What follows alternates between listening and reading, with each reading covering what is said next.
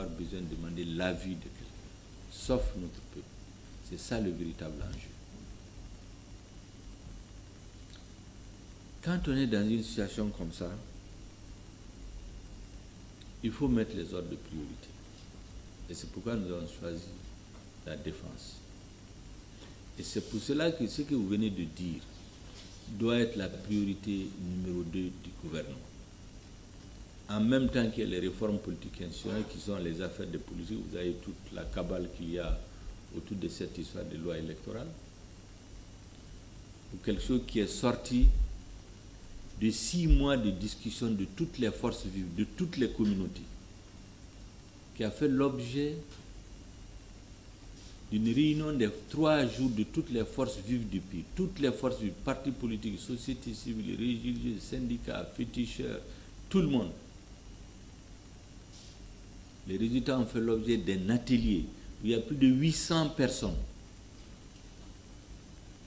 Les résultats de cet atelier ont été transmis au secrétariat général du gouvernement pour mettre la forme.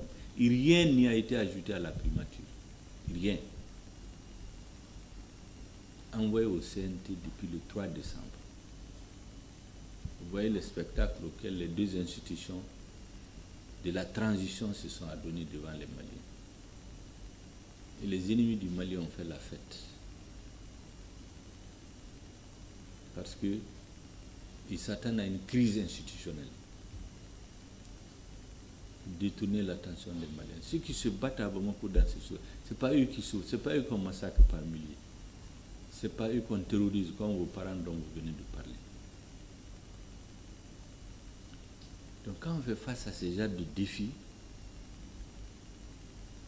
il faut avoir une grande capacité de discernement pour ne pas confondre les priorités, pour ne pas confondre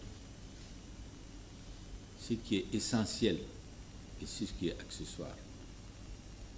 La majorité des Maliens cherchent à vivre aujourd'hui.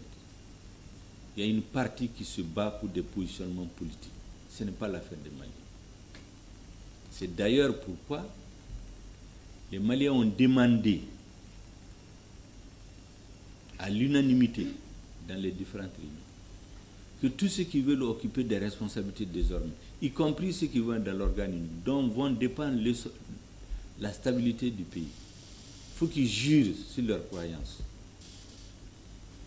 Pour dire que devant Dieu, devant leur croyance, ils ne vont pas trahir la mission qu'on leur a confiée. Ça aussi, on l'a enlevé, on a dit que c'est le Premier ministre. L'histoire de dire que le Premier ministre voulait nommer des gens, c'est faux et archi-faux. Le texte qui est sorti des débats nationaux n'a changé aucune virgule là-dedans. Et rien n'a été ajouté à la primature.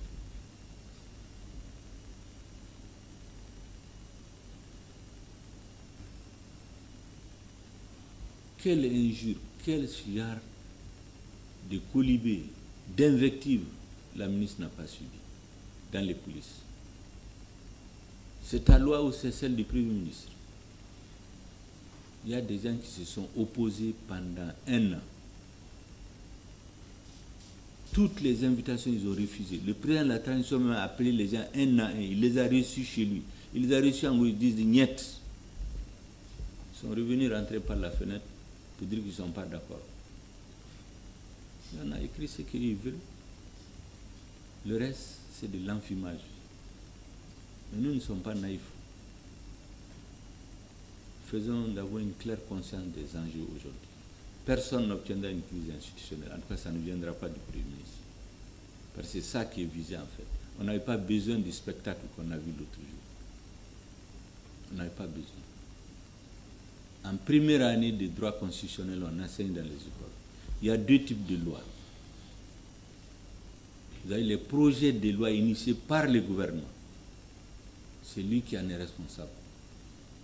Vous avez les propositions de loi qui viennent de l'organe législatif. Un projet de loi issu d'un gouvernement, on n'a jamais vu qu'on l'a modifié de fond en comble et ne pas donner la possibilité au gouvernement de faire des remarques là-dessus. On n'a jamais vu ça. On ne peut pas envoyer, après 1 an de débat, de toute la... On ne peut pas envoyer au gouvernement un projet de loi